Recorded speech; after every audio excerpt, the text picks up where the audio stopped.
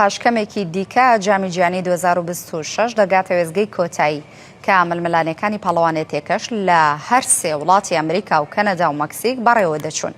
ئەم شەو هەردوو هەڵبژاردەی ئەرجەنتین و ئیسپانیا شەڕی پاڵەوان بوون دەکەن. یاریەکەش سەعات 10 لە نێو جێرسی ئەنجام دەدرێت. ملیۆنان کەس لە جیهاندا بە تامەزرۆییەوە چاوەڕوانی دەستپێکی ئەو یاریە دەکەن. هاوکات دۆناڵد ترەمپ سەرۆکی ویلایەتە یەکگرتووەکانی ئەمریکاش لە نێو یاریگا ئامادە دەبێت. یاریەکەش لە دۆخێکی ئەمنی چڕدا بەڕێوە دەچێت. هەڵبژاردەی ئەرجەنتین خاوەن 30 نازناوی جامی جیهانیە و بە سەرکرداتی لیۆنێل میسی هەوڵ دەدەن ئەستێرەی چوارەم لەسەر درێسی وڵاتەکەیان جێگیر بکەن. لە بەرامبەردا ئیسپانیاش یەک جار نازناوی جامی جیهانی بردوتەوە، ئەویش لە ساڵی 2010. سەبارەت بە یاری ئەم شەو و وێستگەی کۆتایی بۆ جامی جیهانی ئەم ساڵی 2026 بۆچوونی کۆمەڵێک لە کارمەندانی کەناڵی ئاسمانی کەرکووک وەرگیراوە لەسەرەوەی کە کاملا دەبێتەوە ئیسپانیا یاخود ئەرجەنتین. پێکەوە بینەرێبین.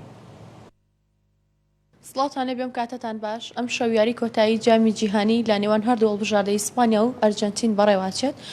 ئێمەش ئێستا بۆچوونی کارمەندانی کەناڵ ئاسمانی کەرکووک وەردەگرین بزانین کێ دەتوانێت جامەکە بەرز بکاتەوە. وڵای پێشبینی من بۆ یاریەکەی ئەم شەو یاریەکە کەمێ یاریکی زەحمەتە، چونکم هەردوو لە نزیکن یاریەکانە لە یەکەوە، خاستن ئیسپانیا ناوەڕات زۆر مسەیترە بێ. تەوقعەکەم 2-1 بۆ ئیسپانیا. بەڕاستی یاریەکە زۆر بەهێزە بێ، یاریە زۆر خۆشە بێ. ئیسپانیا تەکنیکیان زۆر باشە، وەسەط و ناوەڕاستی زۆر ناوەڕاستی باشی هەیە. ئەرجەنتینش بە زەختێ زۆرەوە یاریەکە، هەنێ مۆندیالێتر بۆ میسی بەرن. بەڕای من 3-2 بۆ ئەرجەنتینە. شانەی مۆندیال 40 ڕۆژە بەردەوامە. ئێستا شاوکارانم خەریکی پرۆگرامن. ئێمە چینە لایەن مامۆستا سڵاوت لەبێت. سڵاو لە جەنابەت بەخێر بێت. مامۆستا بە درێژایی 40 ڕۆژە ئێمە پرۆگرامەکەین و زۆر ماندوو لەگەڵمانە. پێشبینی بۆ یاریەکەی شەو ماندووبوونی ئێوە استراحەتی ئێمەیە. پێشبینیم بۆ یاریەکە بەڕاستی خۆ یاریەکی زۆر قورسە. پێشبینیەکانش ئەبێ بە جۆرەی هەڵبژاردەکان بێ.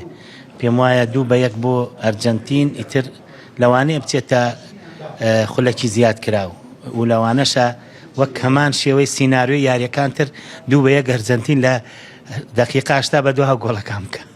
پێم وایە ئەرجەنتین نزیکتر و مؤهلترە بۆەوەی کەەوە نازناوەکە بێتەوە. لەگەڵ مامۆستاش باسم کرد و بەیانیش لەگەڵ کاکرمانجا باسم کرد و شەویش ڕووماڵێکمانەیە وایە کاکاکۆ ئەم نازناوەکەم دەنێ. پێم وایە بۆ چوارەم جار لە مێژوو و بۆ دووەم مۆندیالی لەسەر یەک لیۆنێل مێسی و هەڵبژاردەی ئەرجەنتینم نازناوە بەرزەکاتەوە. پێشبینی من بۆ یاریەکەی ئەمڕۆ زۆر قورسە، یاریەکی بەهێزە، بەس دڵنیام ئەرجەنتین 3-1 ئەیباتەوە. من ئەڵێم مسی ئەیبا. من جمهوری ئەرجەنتین نیم، بەڵام مسی تەواو، یعنی حتى خۆی کۆتاییە هات بە ژیان یان یاریەکانی، بەڵام مسی ئەیبا. من ئەڵێم 3-1 بۆ ئەرجەنتین. پێشبینیمان چی بێ؟ ئەمەی ڕیالی پێمان خۆش نییە، کامیان بیبن پێمان ناخۆشە، بەڵام بۆ پێشبینی یاریەکە قورسە بێ ئینشەڵڵا. بەڕای من 2-1 بۆ ئەرجەنتین. پێشبینی من بۆ یاریەکەی ئەم شەو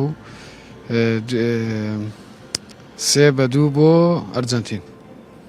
ئەرجەنتین ئەم ساڵ یعنی بەڕاستی بە شایستێ وایە زامجارێکی تر کاسەکە بێتەوە، بۆیە ئەگەر حەزیشم نەکردو لە ڕابردووە، ئێستا حەزەکەم میسی بۆ دووەم جار لەسەر یەک ئەو کاسە بەرێت، چونکە بەڕاستی شایەنێتی و پێم وایە 2-1 یان 3-2 بۆ ئەرجەنتین بە شایستێ زانم. وایەن لێمان کرد کە ئێمەش بە تامەزرۆییەوە چاوەڕێ بکەین و سەعات 10 سێری وێستگەی کۆتایی جامی جیهانی ساڵی 2026 بکەین. هەرچەندە من زۆر متابعی وەرزشیش ناکەم، بەڵام با بۆچوونی خۆم بدەم. پێم وایە کە 1-0 بۆ ئیسپانیاوە تا ئیسپانیا باتەوە.